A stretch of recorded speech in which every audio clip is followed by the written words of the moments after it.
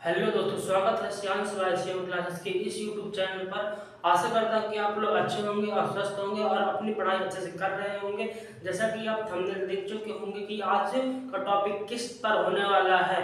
Class 11 कर्तव्य batch biology का first chapter यानी क्लास 11 के फर्स्ट चैप्टर होने वाला है, जिसका नाम होने वाला है जीव जगत, जिसका पार्ट होने वाला है पार्ट 1। और इस टॉपिक में इस चैप्टर में अपन टॉपिक कवर करने वाले हैं जीव जगत और जीव जगत का वर्गीकरण, द्विनाम पद्धति और सिस्टमैटिक्स और वर्गीकरण संवर्ग के बारे में जानेंगे, जो कि नेक्स्ट पार्ट होने वाला है। इसका सिस्टमैटिक्स और वर्गीकरण संवर्ग के बारे में नेक्स्ट पार्ट में जानेंगे। और डेली क्लास आपकी होने वाली है शाम को 9 बजे डेली। इस YouTube चैनल पर यदि आप लोग नए हैं तो चैनल को सब्सक्राइब जरूर करें और ज्यादा से ज्यादा लोगों के साथ ये सेशन जरूर शेयर करें। चलिए शुरू करते हैं।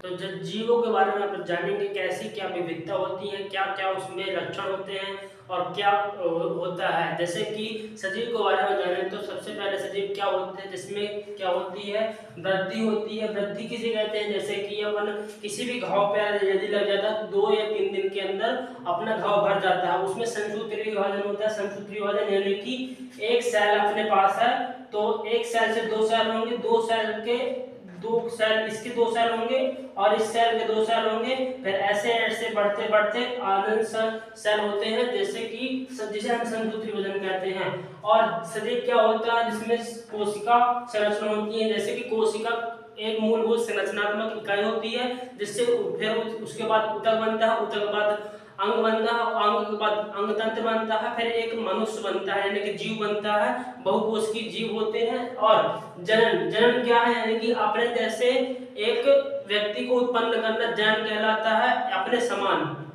अपने समान एक व्यक्ति को उत्पन्न करना जनन कहलाता है। और उपापचय क्रिया, जैसे कि अपन खाना खाते हैं तो जैसे कि अपने अंदर मेटाबॉलिक क्रियाएं जैसे उपापचय क्रियाएं चलती रहती हैं, जैसे खाना पचना, रक्त का बहना आदि क्रियाएं चलती रहती हैं। और चेतना यानी कि अपने पास चेतना होती है, जैसे कि हमको भूख लगी तो हम खाना खाएंगे, गर्मी लगी तो एसी चालू करेंगे। और जैसे कि अपने यहाँ किसी भी अगर गर्म वस्तु को अपन टच करेंगे तो आप लोगों को एहसास होगा कि हमको गर्म लग रहा है। ये होने वाला है। दूसरा टॉपिक करने वाले हैं जीव जगत का वर्गीकरण। चलिए नेक्स्ट स्लाइड। दूसरा टॉपिक होने वाला है सजीव का वर्गीकरण, जिसमें सजीव का वर्गीकरण कैसे करते हैं, क्या होता है, जैसे जानेंगे। सजीव का वर्गीकरण क्या होता है। सजीव की वर्गीकरण होता है प्राकृतिक में पाए जाने वाले पादप और जंतु या सूक्ष्म जीव की अनेक किस्में या प्रकार को जैव विविधता के नाम से जाना जाता है, जिसे हम जैव विविधता कहते हैं। और कुल ज्ञात और वर्णित जीवों की संख्या 1.7 से लेकर के 1.8 मिलियन है, जो कि इम्पोर्टेंट है। और एनिमल की जनसंख्या कितनी है, 1.2 से लेकर के 1.3 मिलियन है। और प्लांट्स यानी कि पादप की जनसंख्या 0.5 मिलियन करके इम्पोर्टेंट है, जो एनसीईआरटी में नहीं दिए हुए हैं पर याद करना जरूरी है। जीव विविधता इसे कहते हैं। होने वाला है वर्गीकरण। वर्गीकरण क्या है, प्राकृतिक में पाए जाने वाले पादप व जंतु, प्राकृतिक में पाए जाने वाले पादप व जंतु एवं सूक्ष्म जीव की अनेक किस्में व प्रकार का करना वर्गीकरण आवश्यक हो गया, क्योंकि जैसे किसी भी सामान को अपना व्यवस्थित करेंगे तो ढूंढने में आसानी जाती है, वैसे ही नामों का, जीवों का और पादपों और एनिमल का वर्गीकरण आवश्यक हो गया। इसके लिए वर्गीकरण करना आवश्यक पड़ा। और इसके लाभ होने वाले हैं, ढूंढने में आसानी जाती है और पैसों की बचत होती है। जैसे कि अपने को किसी भी चीज को ढूंढना है तो जैसे कि अपने को जानकारी नहीं है तो अपन पैसे लगा करके ढूंढ सकते हैं। फिर जाएंगे, ट्रैवल करेंगे, यहाँ से वहां जाएंगे तो पैसे लगेंगे, उसकी बचत करने के लिए अपन वर्गीकरण का उपयोग करते हैं। और शुद्धता यानी कि पहले से खोजी गई वस्तु को अपन ज्ञात कर सकते हैं, इससे शुद्धता प्राप्त होती है। जो 4 होने वाले हैं, 4 भागों में बांटा गया है। कैरेक्टराइजेशन यानी लक्षण की गणना करना, और आइडेंटिफिकेशन पहचानना, और वर्गीकरण जिसे क्लासिफिकेशन कहते हैं। और चौथा होने वाला है नामकरण, नोमेनक्लेचर, जो कि नेक्स्ट स्लाइड में देखते हैं क्या होने वाला है। वर्गीकरण के पद, जिसमें होने वाले हैं 4 पद होने वाले हैं, जो कि क्रम में याद रहना चाहिए आपको। पहला पद होने वाला है लक्षणों का वर्गीकरण, जिसे कैरेक्टराइजेशन कहते हैं। दूसरा होने वाला है पहचान आइडेंटिफिकेशन होना चाहिए। तीसरा होने वाला है वर्गीकरण क्लासिफिकेशन, जो कि अपन अलग अलग किस्मों को अलग अलग भागों में बांटते हैं। और नामकरण, जिसका नाम देना, जैसे किसी वस्तु को अपन ये नाम दे दिए, किसी वस्तु को वो नाम दे दिए, ऐसे ही नाम देना होता है।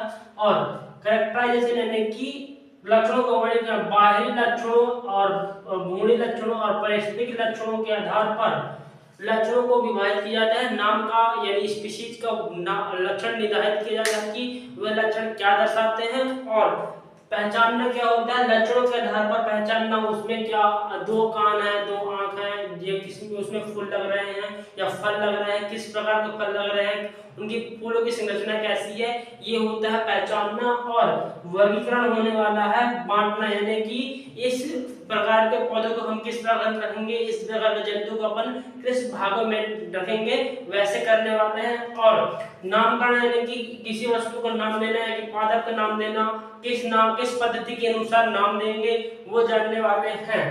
देखते हैं कैसे नाम दिया जाता है। द्विनाम पद्धति क्या होती है, जिसे कैरोलस लिनेस ने दिया था। नामकरण क्या होता है, जो कि वर्गीकरण पद्धति का चौथा चरण होने वाला है। नामकरण क्या है, नामकरण दो प्रकार का होता है, स्थानीय नामकरण और वैज्ञानिक नामकरण।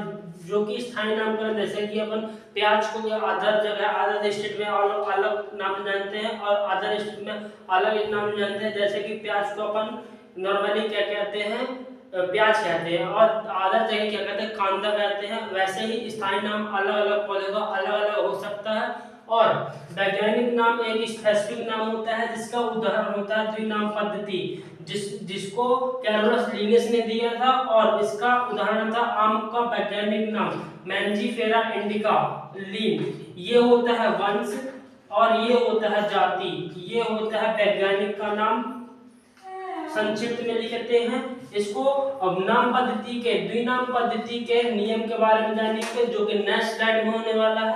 चलिए देखते हैं द्विनाम पद्धति के नियम के बारे में जाना। तो पहला नियम होने वाला है, प्रथम शब्द जो होता है वंश को दर्शाता है, जो कि ये वंश है। और द्वितीय पद जो होता है जाति को दर्शाता है, ये जाति है।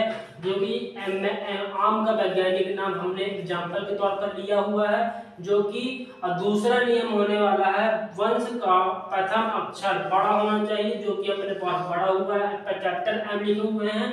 और द्वितीय अक्षर छोटा होना चाहिए, जो कि छोटा है। देख सकते हैं आप एग्जांपल के तौर पर।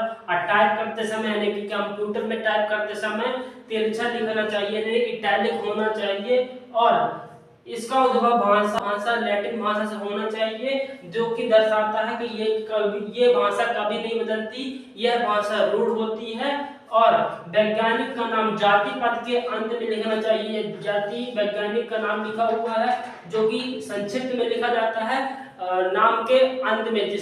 जिसने यह नाम खोजा हुआ है, जिस वैज्ञानिक ने पादप या जंतु का नाम खोजा हुआ है, उसका नाम लास्ट में लिखते हैं, और जो कि संक्षिप्त में लिखा जाता है। और हाथ से लिखते समय अलग अलग रेखांकित करना चाहिए, अलग अलग रेखांकित किया हुआ है, जो कि आप एग्जांपल के तौर पर देख सकते हैं। यह जो है ये 3 नंबर क्वेश्चन में 3 मार्क्स का क्वेश्चन आता है, जो कि 100% आपके तिमाही परीक्षा या कि बोर्ड परीक्षा या फिर अर्धवार्षिक परीक्षा में आता ही आता है, जो कि आप यहाँ नोट कर सकते हैं। आप इसका स्क्रीनशॉट ले लें। चलिए अब जानते हैं फुल फॉर्म के बारे में। जंतुओं का नामकरण किस पद्धति के आधार पर किया जाता है, और पादपों का नामकरण किस पद्धति के आधार पर दिया जाता है। जैसे कि ICBN, जिसका फुल फॉर्म होता है इंटरनेशनल कोड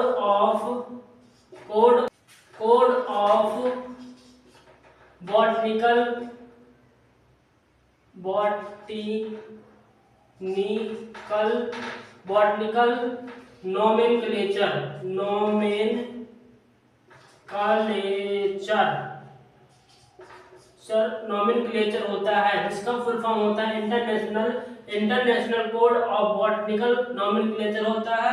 और जो कि पादपों के लिए यूज होता है, जो कि पादपों के नामकरण के लिए यूज होता है, जो कि पादपों के नामकरण में यूज होता है। और जो के नामकरण के यूज होने वाला पद्धति होने वाली है ICZN, जिसे international code of zoological nomenclature कहते हैं। नोमेनक्लेचर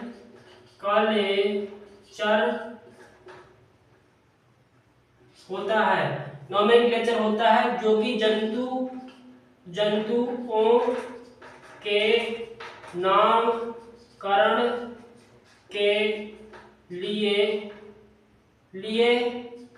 यूज किया जाता है।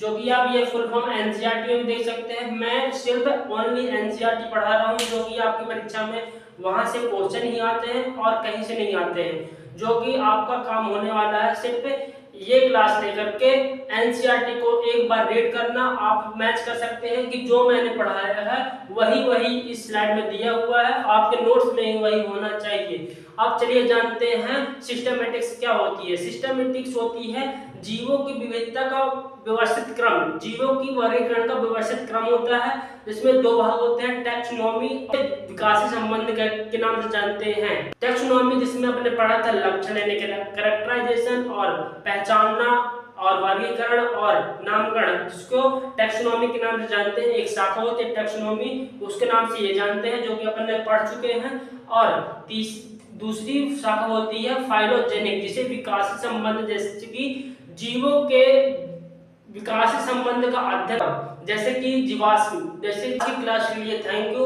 और नेक्स्ट पार्ट में पढ़ने वाले हैं सिस्टमैटिक्स और वर्गीकृत संपर्क के बारे में। यदि आपको इस सेशन से कुछ सीखने को मिला हो, यदि आपको अच्छा लगा हो, तो चैनल को सब्सक्राइब करें और लाइक करें, ज्यादा से ज्यादा लोगों के साथ जरूर शेयर करें। मिलते हैं नेक्स्ट टॉपिक के साथ। नमस्ते।